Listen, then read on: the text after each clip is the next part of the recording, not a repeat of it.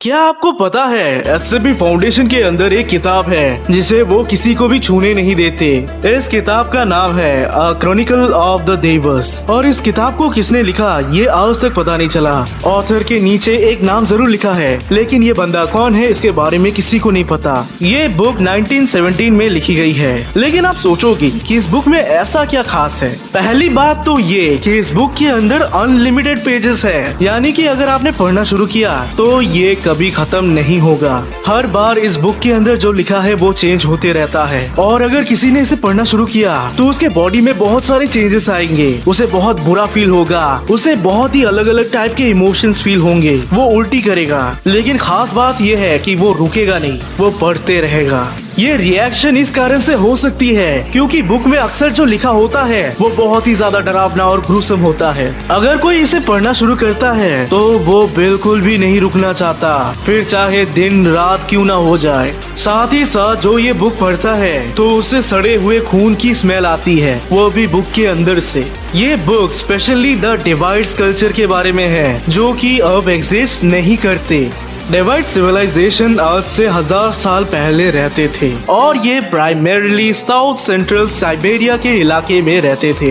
ये डेवाइड्स हम नॉर्मल इंसानों जैसे बिल्कुल नहीं थे और तो और ये थोड़े डिफरेंट भी दिखते थे। तो मेन चीज जो इनमें अलग थी वो ये है कि ये कैनिबलिज्म को सपोर्ट करते थे, यानी कि ये इंसानों को खाते थे और तो और इंसानों को काट कर बहुत सारे रिचुअल्स परफॉर्म करते थे। डेवाइड सिविलाइजेशन में औरतें रूल करती थी और तो और ये रेगुलरली हंटिंग करके लोगों को मारते थे, उनको नौकर बना के रखते थे या फिर उनको काट के खा जाते थे। और ये रिचुअल्स इसीलिए परफॉर्म करते थे क्योंकि इन्हें लगता था कि इससे इनकी उम्र बढ़ती है। वैसे तो हिस्ट्री की माने तो चाइनीज सिविलाइजेशन ने इन्हें खत्म किया, लेकिन अगर आप ये बुक पढ़ोगे तो यहाँ पर बहुत सारी चीजें अलग लिखी होती है। बुक के अंदर बहुत सारे मैजिकल पावर्स और क्रिएचर्स के बारे में बात की जाती है और तो और इस बुक में जिन जिन क्रिएचर्स के बारे में बात की गई है उनमें से कई सारे क्रिएचर्स को एससीपी फाउंडेशन ने पकड़ा भी है, जैसे कि SCP-392। ये एक ऐसा टाइप का पेड़ है जिस पर इंसान के सर होते हैं जो कि आपसे बात करते हैं। डिवाइड सिविलाइजेशन इस पेड़ की पूजा करते थे। तो अक्सर होता ये है कि कुछ पेजेस को पढ़ने के बाद इस बुक की इंक खत्म हो जाती है, जिसके चलते बाकी के सारे पेजेस पूरे व्हाइट होते हैं, यानी कि ब्लैंक। तो ऐसे में होता क्या है कि ये बुक रीडर से खून मांगता है ताकि और भी पेजेस में लिखावट आ जाए। बुक को खत्म करने की उत्सुकता में रीडर अपना हाथ पैर कुछ भी काट देता है, जिसके चलते खून निकलते जाता है। लेकिन रीडर को इससे कोई फर्क नहीं पड़ता, वो बुक को पढ़ते जाता है तब तक जब तक वो मर नहीं जाता। और अगर वो मर भी गया तो भी ये बुक लिखना खत्म नहीं करता है। इसके आसपास अगर कोई किताब है तो उस किताब से इंक को ये खा के ये खुद से लिखना शुरू कर देता है। डेवाइड सिविलाइजेशन बहुत ही डेंजरस थे और इनका कल्चर बहुत ही ज्यादा खूंखार था। इनफैक्ट बुक में बहुत कुछ ऐसे भी डिटेल्स मिले जिसकी मदद से जब एससीपी फाउंडेशन ने खोदा तो आर्कियोलॉजिस्ट और एससीपी फाउंडेशन को नीचे बहुत सारे प्रूफ्स मिले कि ये डेवाइड कल्चर रियल में भी थे।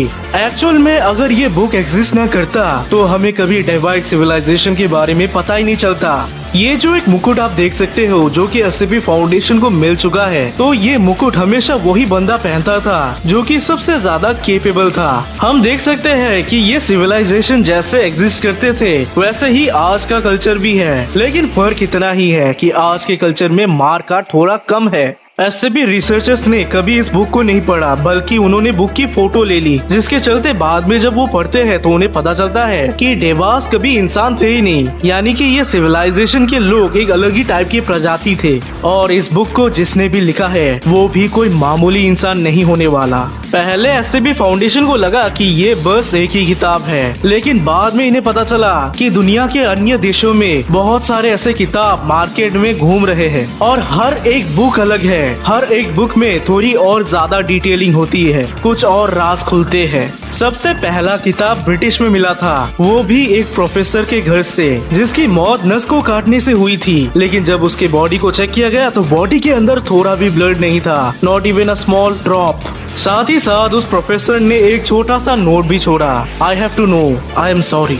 वैसे तो एससीबी फाउंडेशन और बाकी सरकारें भी इन बुक्स को जलाने में लगे पड़े हैं, लेकिन वो कितना ही जलाएंगे क्योंकि इतने सारे बुक्स हैं। और ये इसीलिए हो रहा है क्योंकि कोई कल्ट ग्रुप है जो कि जानबूझ के इन बुक्स को फैला रहे हैं। लेकिन आज तक एससीबी फाउंडेशन के हाथ में ये लोग नहीं आए। फाउंडेशन ये जानते हैं कि अगर ये बुक्स पूरी दुनिया में फैल गए तो ये तबाही ला सकते हैं, इसीलिए वो सोच रहे हैं, एक प्लान बना रहे हैं कि इन सब कुछ को वो रोकेंगे तो रोकेंगे कैसे। फाइनली एससीबी फाउंडेशन को एक बहुत ही बड़ा सच मालूम पड़ा, और वो ये कि ये डिवाइस सिविलाइजेशन के लोग ये सब चाइनीज के हाथों नहीं मरे थे, बल्कि इनमें से कुछ सरवाइव कर चुके थे और ये आज भी हमारी सोसाइटी में है। मीनवाइल आर्कियोलॉजिस्ट को भी बहुत सारे प्रूफ्स मिले कि शायद ये आज भी एग्जिस्ट करते हैं, क्योंकि ऐसे ऐसे सामान मिल रहे हैं जो कि एकदम नए हैं और वो डिवाइस के हैं। आप ही सोचो, अगर ये डिवाइस 1000 साल पहले खत्म हो चुके हैं तो इनका सामान अभी तक नया कैसे है। दरअसल ये आज के सामान है। इस किताब के बढ़ते खतरे को देखते हुए इसे कीटर क्लास की कैटेगरी में डाल दिया गया और दिन रात एससीपी एजेंट्स और रिसर्चर्स लगे पड़े हैं इस पर अच्छे से डिटेल में अंडरस्टैंडिंग करने की, ताकि वो ह्यूमैनिटी को बचा पाए डिवाइड से। क्योंकि बुक की माने तो डिवाइड्स आएंगे, एक दिन जरूर आएंगे और वो इंसानों को खत्म कर देंगे। उस दिन इनके हाथों कोई भी नहीं बचेगा, रिसर्चर्स भी नहीं।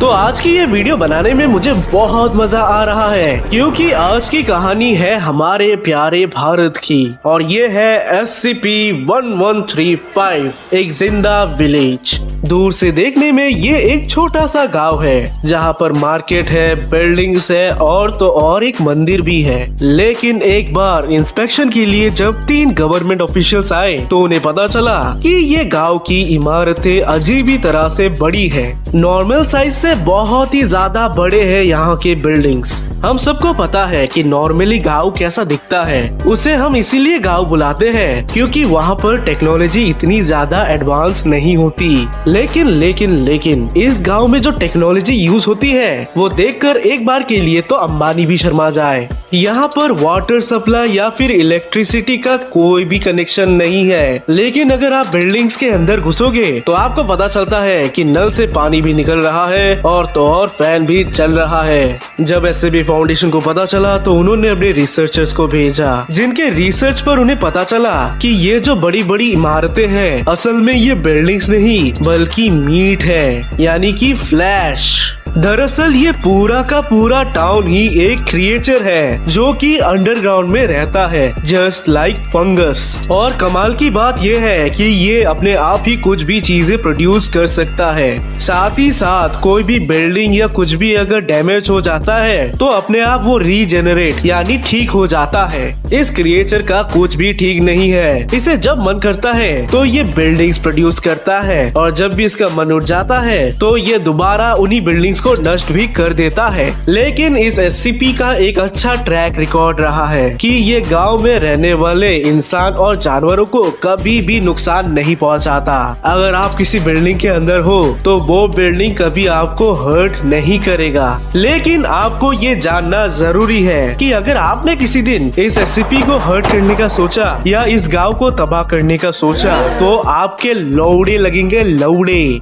इस एससीपी के पास इतने ज्यादा खतरनाक और जानलेवा ट्रैप्स हैं कि ये आपको चुटकियों में मार देगा।